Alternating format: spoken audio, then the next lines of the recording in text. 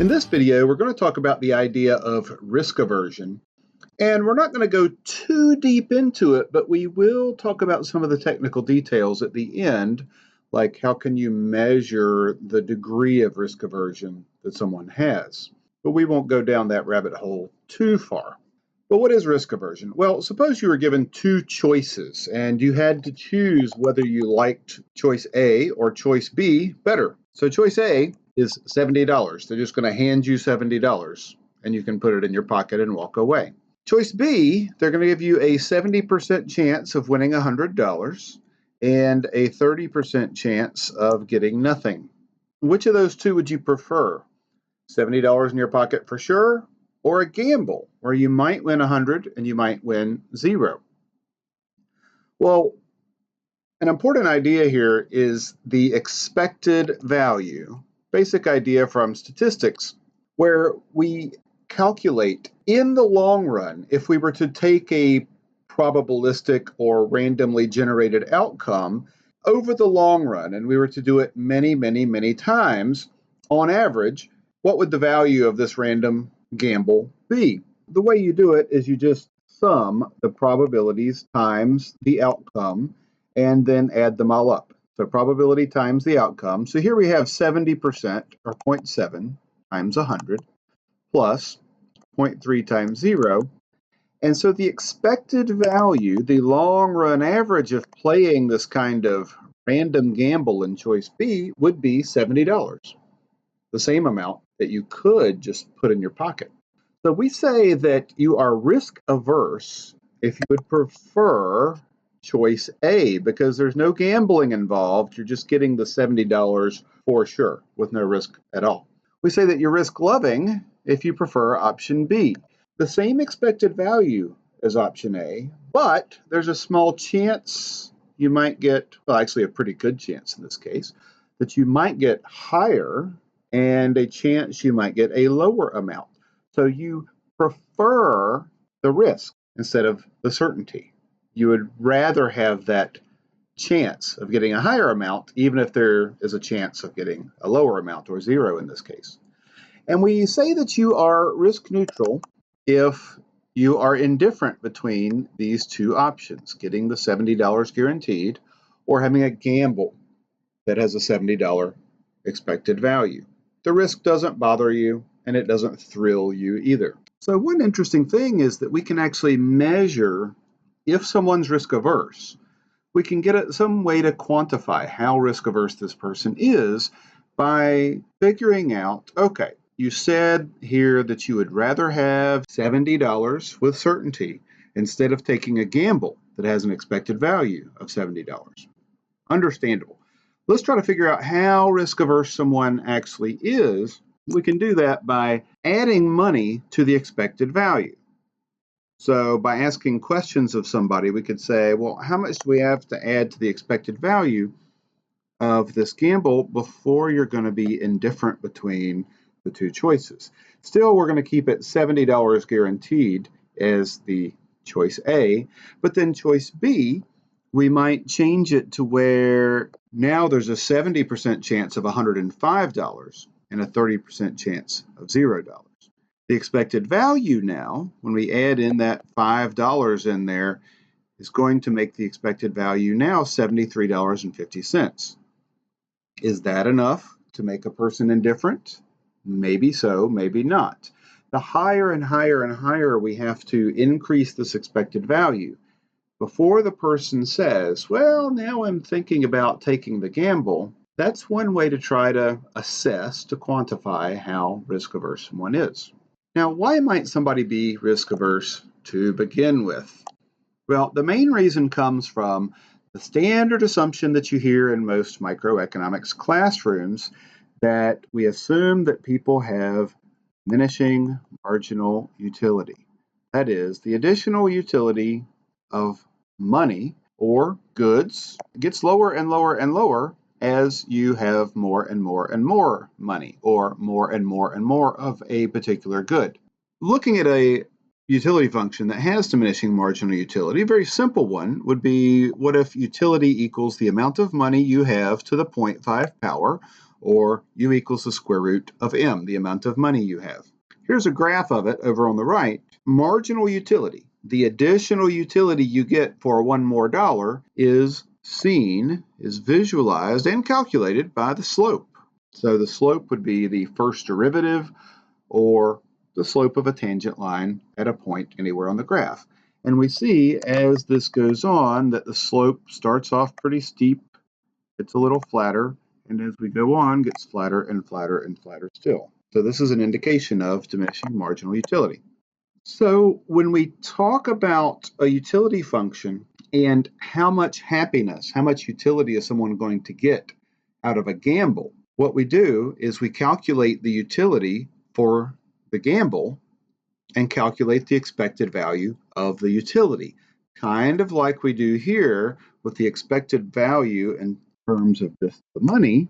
We sum up the probability times, instead of the values of the money, we would put in the utility here, right? So what we do is, to get the expected utility, we take the probability, 0.7, times the square root of the money you get in that case. There's a 70% chance that you get $100.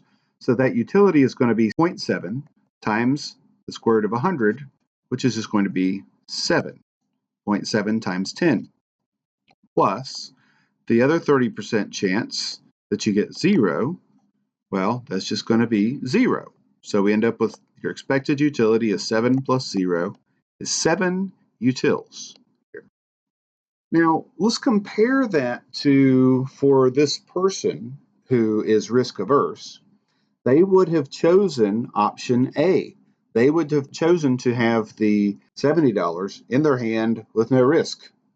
How much utility would that give them? Well, there we just plug the $70 into the utility function because they're getting it for sure, and that gives us 8.367, square root of 70. So it's pretty obvious now that the gamble gives them 7 happiness, and the $70 for sure gives them more happiness, a higher utility. Now let's visualize this on this graph here. Let me zoom into the graph. Let me show you a couple of tricks that we can use to help us visualize what's going on here. Let's identify the gambles. So the two gambles we're talking about here are, one outcome is 0. The other outcome is that we win $100 over here. So try to go straight up from there. Okay. And we see that the utility of the $100 is 10, right? We only get that 70% of the time. And the utility of $0 is 0, of course. Now, whenever you're trying to visualize what is the utility of a gamble, a little trick we use is to take the utility function and then draw a straight line between the 2 points of the gamble. So if you have a more complicated gamble than just 2 outcomes, it's not going to work as easily here. But if you just have 2 outcomes, this makes it pretty easy. So let me connect these points with a straight line. So what this line represents is all of the linear combinations of these 2 values, 100 and 0. A linear combination, all we mean is a weighted average, kind of like an expected value. And how close we are to the 100 over here depends on how highly likely, or what is the probability that we get 100 compared to what is the probability that we get the 0. Here is $70, the expected value that we calculated.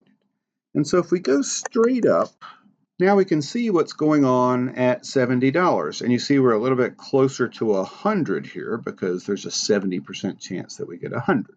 Now let's look at these 2 points here. One is on the little blue line we just drew, and then the other is on the utility function. The green dot here tells us the utility of getting $70. And over here we see that 8.37 utility that we were looking at before. Whereas the utility of the gamble, we can see utility of that gamble is going to be much less. So let me draw a straight line so we can visualize that more easily. And so there we see that expected value of 7 for the gamble. So how far this point is below this point is going to be that measure that I was telling you about of how risk averse this person is. So the further this blue line is below the utility curve, the larger the difference between the expected utility of a gamble and the utility of getting that same amount of money for certain. To sum up, if there's some way we can remove the risk from the gamble, this person would be happier. On the other hand, adding risk makes this person less happy when they are risk averse. So this partly explains why people use insurance companies. Insurance companies remove some of the risk from life. So if your house burns down, you're going to suffer a big loss, but you're not certain you're going to have your house burned down. So if you could pay some money to someone, that would reduce your income with certainty, but then there's a chance that if you get the bad outcome, someone will step in and fix your house for you, rebuild your house. So in this case, an interesting question would be, okay, well, this person would be able to buy an insurance policy. They would be willing to pay some money in order to remove this risk. How much would they be willing to pay? Well, where we would look on the graph here to see this is to trace this black line over here. And what we're looking for is this point. This point tells us, if we look down, how much income is the gamble worth? So how much income with certainty is this gamble worth? And in order to solve this problem, here's what we do. We say, well, the utility from the gamble is 7. And if I was getting that utility with certainty, how much money would give me, since the utility function is just the square root of m, how much money would I need to get a utility of 7 if there weren't any uncertainty going on? Oh, well, that's easy to see, that the amount of money, square both sides, is equal to 49.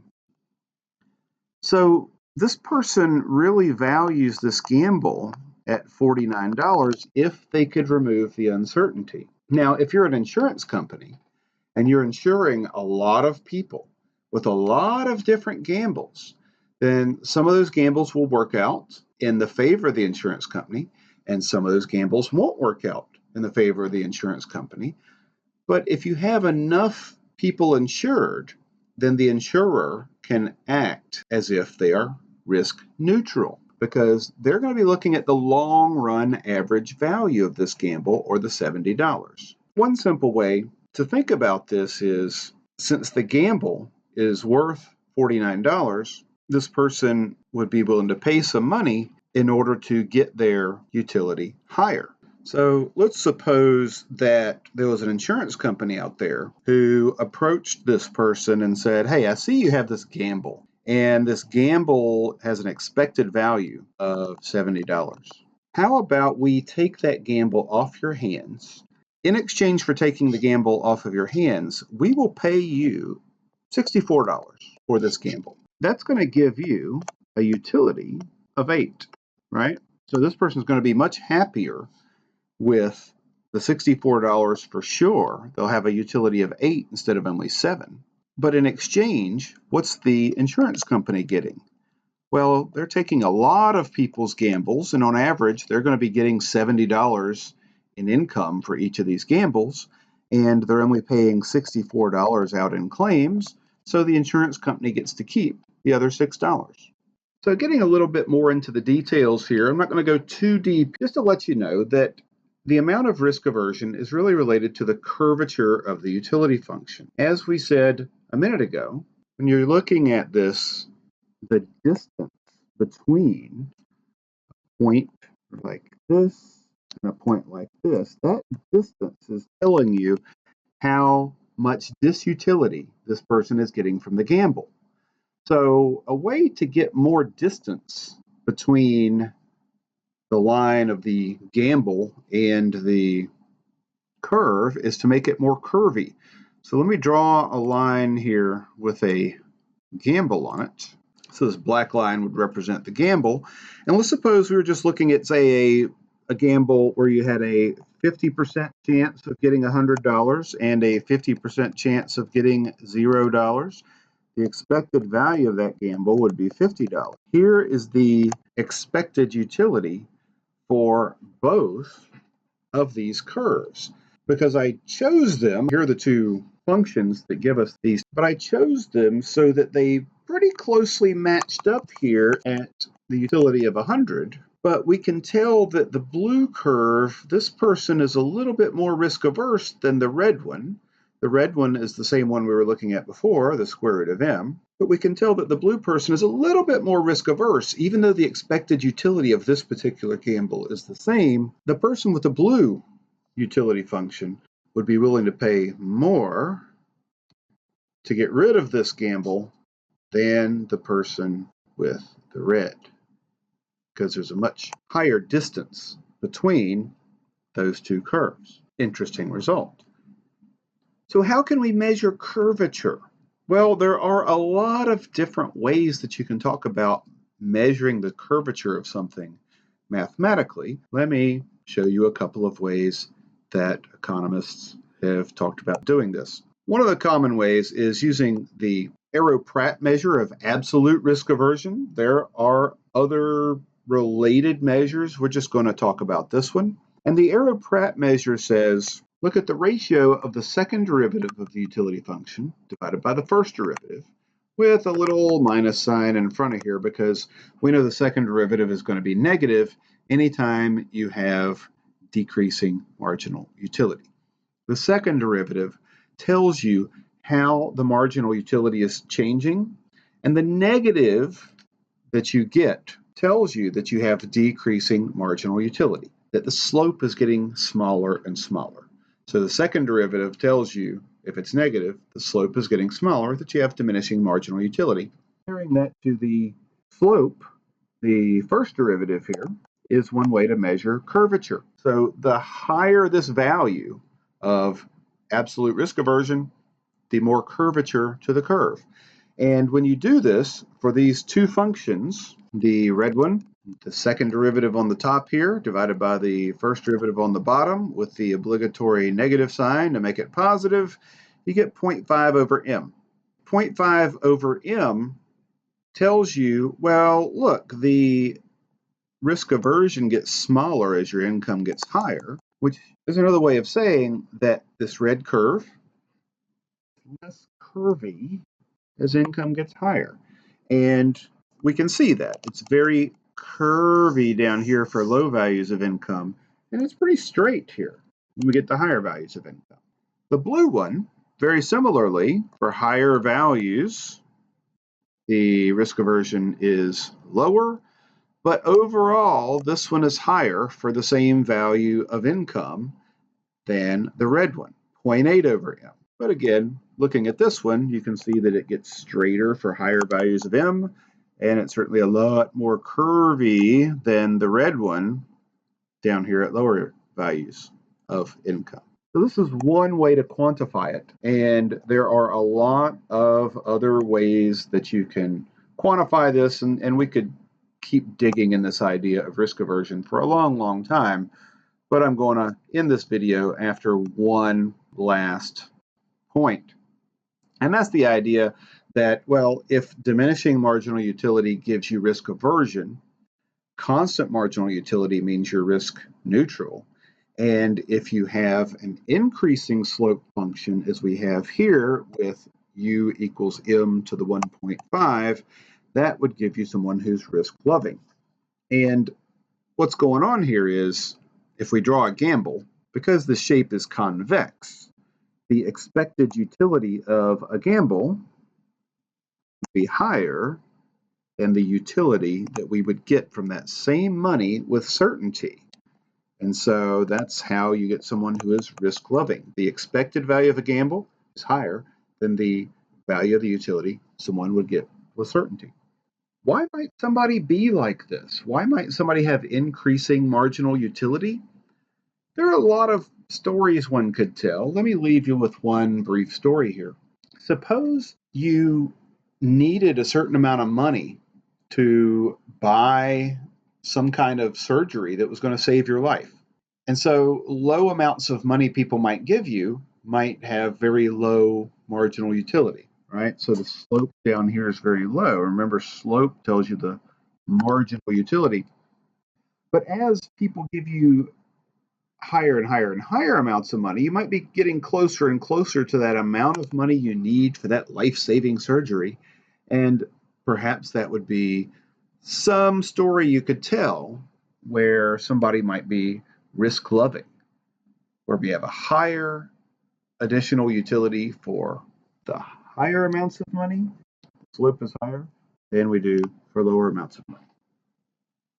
So if you have any questions or comments, or any other stories or ideas you think might be a good one to tell for why someone might have increasing marginal utility, or if you have any questions about anything else at all here that we went through, please let me know.